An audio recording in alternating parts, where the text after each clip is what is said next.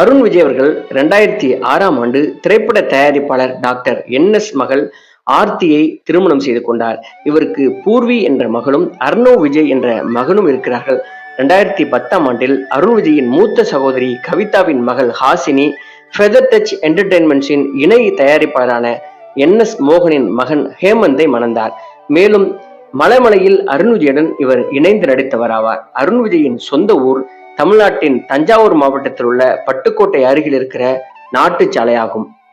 அருண் விஜய் அவர்கள் தமிழ், தெலுங்கு, கன்னடம், ஹிந்தி ஆகிய மொழிகளில் நடித்திருக்கிறார்.